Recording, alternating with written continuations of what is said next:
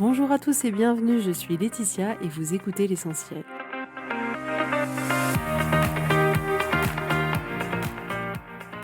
L'essentiel est le podcast de coaching où je partage avec vous les outils et les techniques pour vous permettre d'avancer et d'avoir la vie que vous voulez. Je souhaite vraiment que ce podcast vous inspire et surtout vous encourage à passer à l'action. Vous pourrez retrouver toutes les notes de l'épisode sur www.laetitiamonaca.com. Pour ne rien louper, abonnez-vous au podcast sur la plateforme d'écoute que vous utilisez pour être tenu informé des nouveaux épisodes. Et pour finir, si vous avez aimé ce podcast ou tout simplement que vous pensez qu'il peut aider d'autres personnes, parlez-en autour de vous, ce serait super chouette. Et laissez-moi 5 étoiles et un petit mot sympa, ça m'aidera énormément à le faire découvrir et ça fait toujours plaisir. Voilà, je vous souhaite à tous une bonne écoute.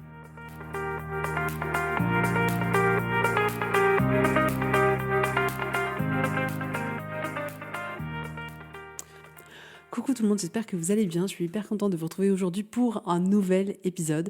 Et je suis heureuse de vous rencontrer de plus en plus dans les séances découvertes. C'est juste, mais tellement dingue, tellement super.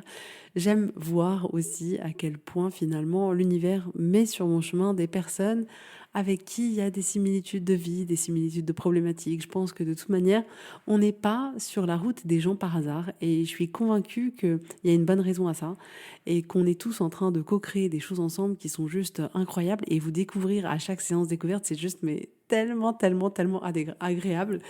Et je sais que ça peut étonner, je pense pas que vous le sachiez, mais j'ai l'habitude de tutoyer mes clientes. Je ne vous vois pas pendant mes accompagnements et ça m'est arrivé là dans mes dernières séances découvertes en général, je préviens. Et là, j'avais pas prévenu. Et du coup, cette femme me dit ah, du coup, si je comprends bien, on se tutoie. Et je dis mais bien évidemment, on se tutoie. Et j'adore en fait. Vous savez quoi? J'adore vous tutoyer parce que toutes les personnes qui font ce chemin avec moi, toutes ces personnes que j'ai la chance d'accompagner, de guider, je trouve ça juste incroyable et c'est une vraie relation qu'on lie.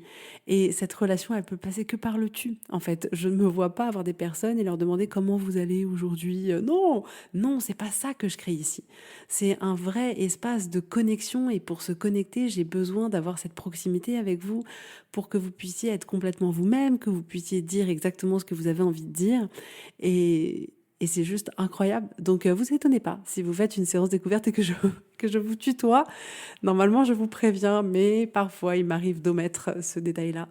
Mais voilà, c'est important pour moi de créer ces belles relations avec vous pour pouvoir vous emmener le plus loin possible. Et voilà.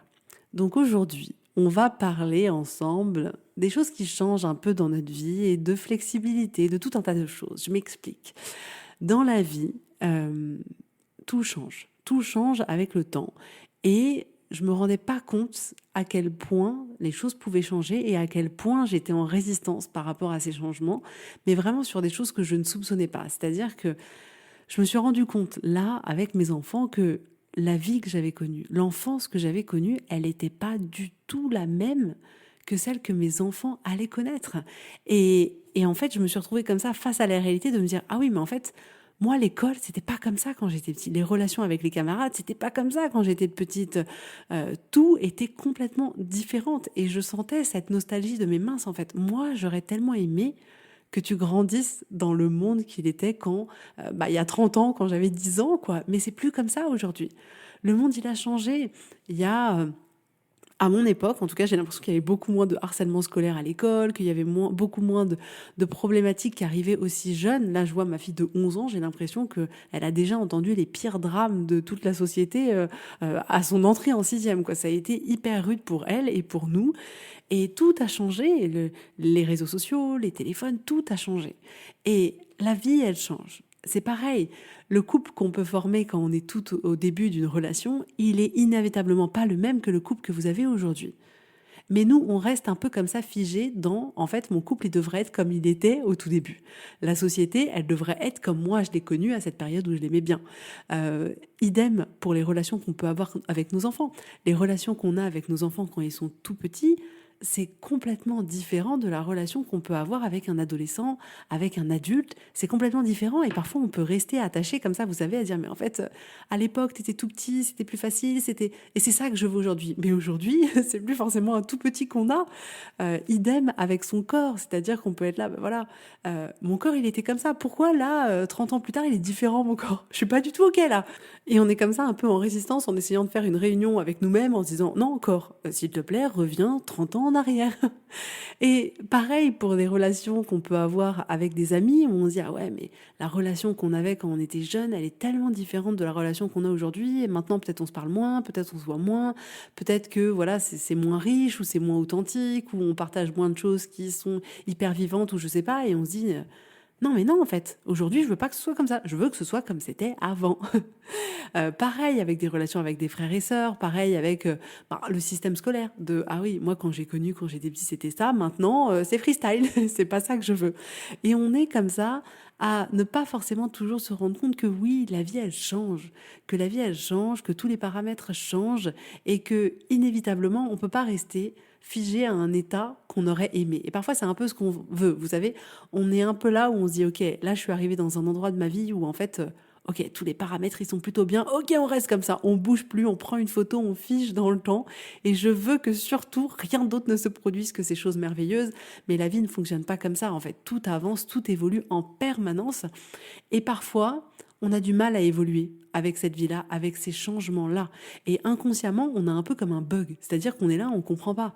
On comprend pas, on flippe un peu et on essaye de retrouver la même chose. C'est genre la résistance de non, je veux pas que les choses elles changent. Je veux que mon mari il soit comme le premier jour.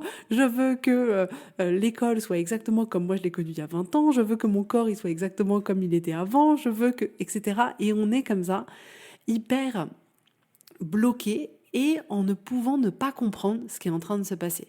Et ça peut créer beaucoup d'angoisse, beaucoup de stress, de manque, de peur, d'incompréhension. Et c'est un peu comme si on entrait dans une lutte permanente avec la réalité d'aujourd'hui, en la comparant avec une réalité passée qui n'existe plus, mais en se disant non, je veux pas que la réalité aujourd'hui elle soit comme ça. Je veux que la réalité elle soit comme avant. Et c'est tellement contre-productif pour nous, mais on s'en rend pas compte. Et c'est tellement contre-productif que c'est épuisant, voire démoralisant de lutter contre quelque chose qui est de fait notre réalité. Et on va comme ça mettre toute notre énergie et beaucoup de temps sur le constat de ce qui se passe aujourd'hui. Et on est comme ça un peu à chercher les différences entre avant et maintenant, on cherche à comprendre, on cherche quel est le coupable, genre non, ça se passe plus comme je veux, qui est le coupable? Ah, c'est mon amie, en fait, elle se comporte plus pareil, et du coup, c'est de sa faute, etc. Et on imagine le pire pour la suite, c'est-à-dire que on est face à une réalité où on se dit non mais là, ça va pas du tout, et on imagine le pire en se disant mais alors attends, déjà que c'est pas ce que je veux là, mais qu'est-ce qui m'attend pour l'avenir? Et là, notre cerveau qui aime voir les choses le plus noir possible, il va nous dresser un tableau, mais qui est juste bien sûr qu'on a tous envie de fuir en courant, bien sûr qu'on a tous envie de s'effondrer en larmes si on imagine le pire des scénarios tellement il est horrible.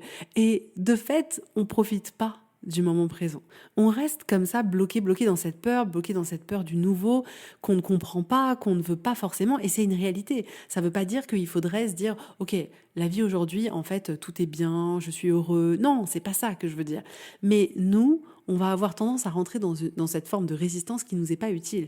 Dans un premier temps, ce que je vous propose de faire, c'est de pouvoir accueillir cette peur, de pouvoir accueillir ces incompréhensions, de pouvoir accueillir cette déception d'une relation qui change parce que tout ce que vous ressentez, c'est légitime et ça a besoin d'avoir sa place. Vous avez besoin d'être entendu, vous avez besoin d'être écouté, d'être comprise parce que c'est ça, être humain. Et on a besoin d'écouter cette part de nous. C'est une fois qu'on va avoir accueilli toutes ces émotions qui sont dérangeantes, qui sont désagréables, qu'on n'a pas envie de ressentir, c'est uniquement à partir de ce moment-là qu'on va pouvoir, une fois les avoir accueillies, les alchimiser pour qu'elles nous permettent de construire quelque chose de bien plus intéressant pour nous. Mais c'est pas en les balayant d'un revers, c'est pas en disant non, je fais semblant que je me sens bien, que ça va nous aider, pas du tout. On a besoin d'accueillir tout ça. D'accueillir tout ça par amour pour nous et avec bienveillance et empathie vis-à-vis de nous-mêmes. Parce que ouais, c'est pas facile. On va pas se mentir. Il y a des fois, c'est pas facile. Il y a des fois, quand on regarde notre couple d'avant et notre couple d'aujourd'hui, c'est pas facile. On se dit non, mince, c'était pas du tout ça que je voulais, c'était pas du tout ça que j'avais espéré, pas du tout. Et on a besoin de s'écouter là-dedans. On n'a pas besoin de se juger là-dedans. Au contraire, on vit déjà quelque chose de difficile, on a besoin de s'écouter là-dedans. Donc, en aucun cas, il ne sera jamais question de rejeter ce qui se passe en vous. Jamais, jamais, jamais, jamais. Même si vous vous sentez au pire du pire. Peu importe les situations, peu importe ce qui se passe à l'intérieur de vous. Même si c'est le plus désagréable, ça ne doit jamais être rejeté. Ça doit toujours être accueilli, ça doit toujours être écouté, ça doit toujours être regardé. Et c'est là, à partir de ce moment-là, qu'on va pouvoir diriger vers autre chose. Mais c'est jamais à mettre de côté, vraiment. Et j'insiste parce que c'est ce qu'on fait de manière tellement automatique, parce que c'est inconfortable. On se dit non, mais j'ai envie de me sentir mieux, je veux pas me sentir comme ça. Et puis j'ai peur d'être jugée parce que je me sens pas bien. Mais vous avez besoin d'accueillir cette part de vous qui a peur et de la prendre dans vos bras et de la rassurer. Mais pour la prendre dans vos bras et pour la rassurer, il faut l'accueillir. Et c'est vraiment comme si vous aviez un enfant qui était là et qui avait peur et que vous lui disiez non, bah écoute, je m'en vais, tu te débrouilles, c'est pas grave et regarde, t'es joyeux. Non, vous avez besoin de lui ouvrir les bras et de dire t'as peur, mais viens dans mes bras, tu vas voir, t'es en sécurité. Et ben on a besoin de se créer la même chose pour nous-mêmes. Donc ça, c'est une parenthèse qui est hyper important vraiment à intégrer. Alors la proposition que j'ai pour vous aujourd'hui, c'est d'apprendre à être plus flexible. Et je m'en suis rendu compte là vraiment dans les derniers événements de ma vie que j'ai pu rencontrer parce qu'on a rencontré beaucoup de difficultés, ça a été challengeant, genre des montagnes russes émotionnelles, c'est haut, ah non c'est bas, ah non c'est haut, ah non c'est bas.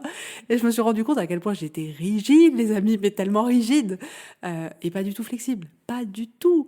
Donc ce qu'on a besoin vraiment de travailler, c'est de laisser aller notre rigidité. On a tendance à être hyper rigide, à être buté, genre ça doit pas changer, ça doit pas être comme ça, moi je veux que ce soit comme ça. Et cette rigidité-là, elle nous sert à rien. C'est vraiment comme si vous aviez un mur devant vous et qu'à chaque fois vous décidiez de foncer dans le mur. Mais vous allez perdre. Moi, si je fonce dans un mur, le mur il gagne et moi je perds. Et là, c'est ça qu'on fait et ça fait mal. Mais nous, on est tellement rigide et on veut tellement que ce mur il soit pas là qu'on essaye quand même de refoncer dedans 100 fois de suite. Et 100 fois de suite, on se fait mal, mais on continue. Et vous voyez, notre rigidité, elle est vraiment là. Et moi, je veux vous encourager à ce que vous soyez flexible pour que vous puissiez vous adapter, pour que vous puissiez contourner les choses, pour que vous puissiez du coup créer une version qui est intéressante pour vous, une version qui vous nourrit plus, une version où vous pourriez y trouver votre compte. C'est-à-dire que là, à un instant T, vous y trouvez pas votre compte et vous êtes rigide, genre non mais tout doit changer. Et moi, je vous propose d'être flexible pour pouvoir contourner ça et aller vers un endroit qui est plus intéressant pour vous. Et la vérité, c'est que la réalité, elle est ce qu'elle est. On peut pas lutter contre ça. J'ai déjà essayé tellement de fois et j'ai perdu à chaque fois. À chaque fois, moi qui aime pas perdre, j'ai perdu à chaque fois. Donc, vous pouvez, au lieu d'être rigide, d'être flexible. Vous pouvez vous proposer de choisir de voir les choses autrement. Vous pouvez vous proposer de créer à partir de ce que vous avez là, mais de créer quelque chose de beau.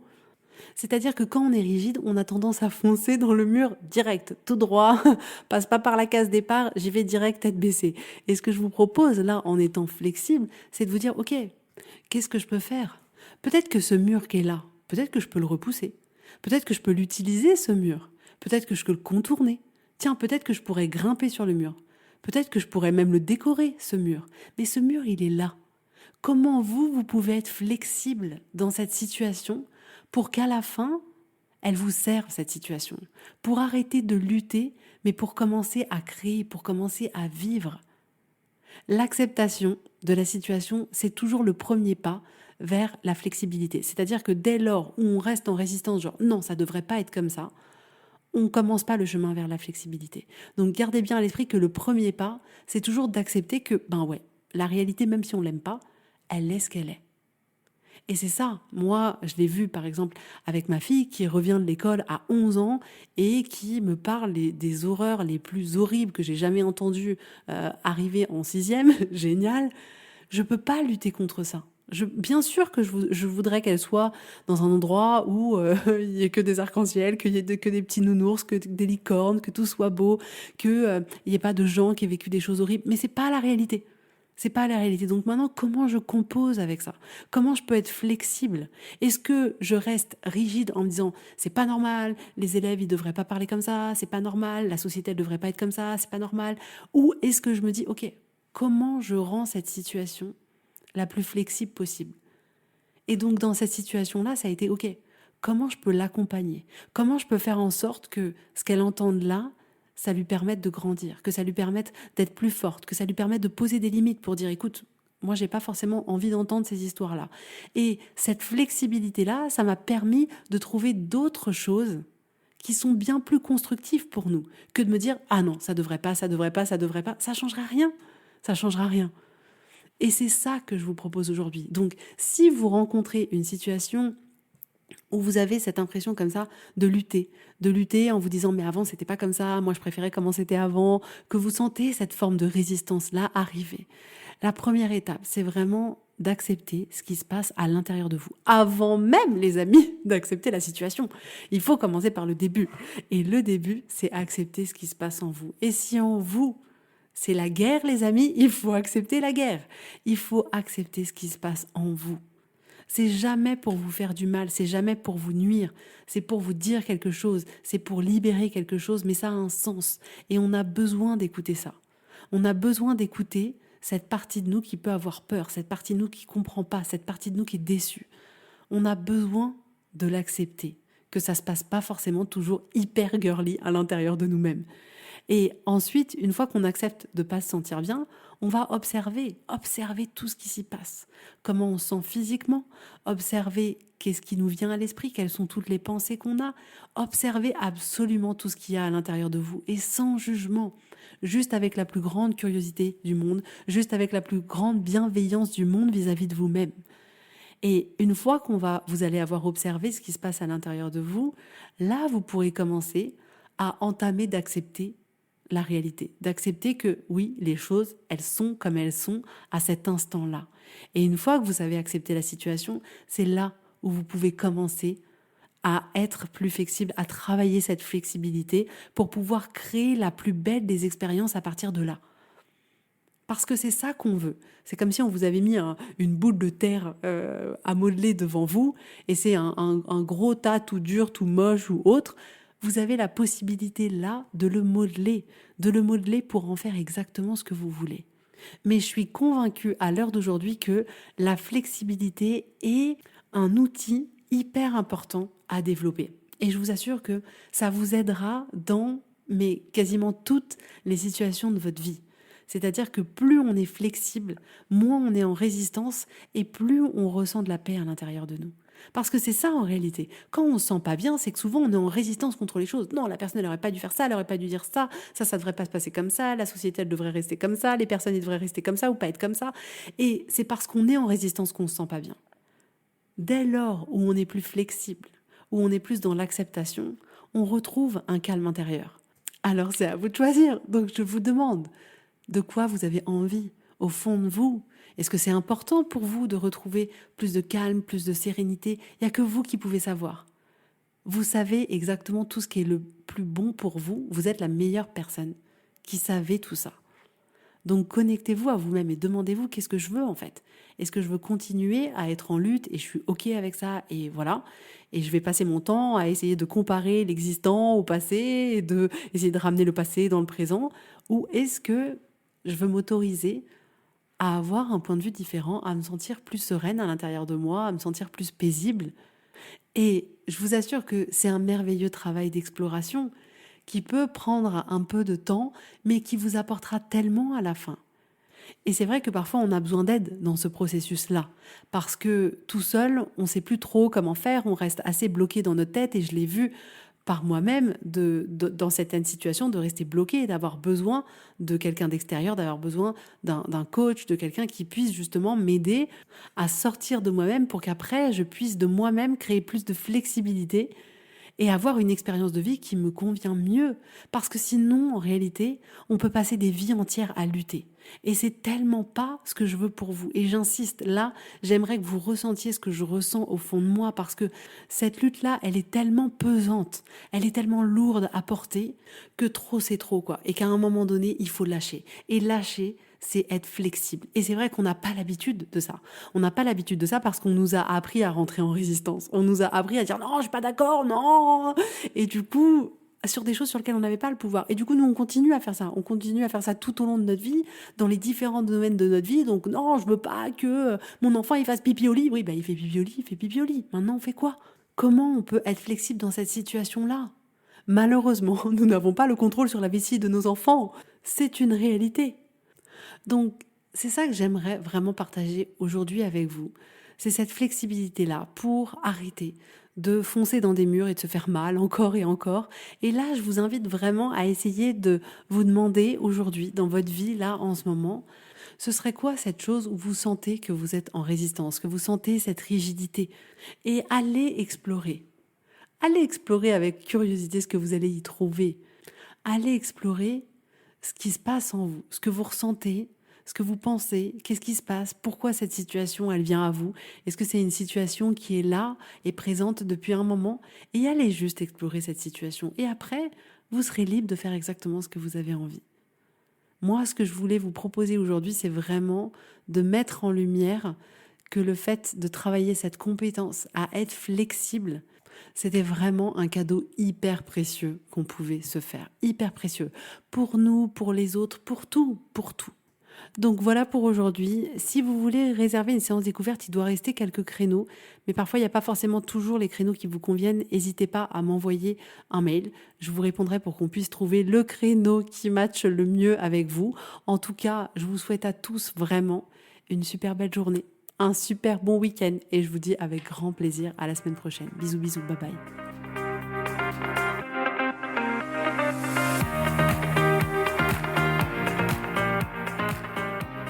Si vous voulez mettre en application ces outils dans votre vie, sachez que j'accompagne des femmes qui souhaitent reprendre le contrôle de leur vie et enfin avoir des changements incroyables.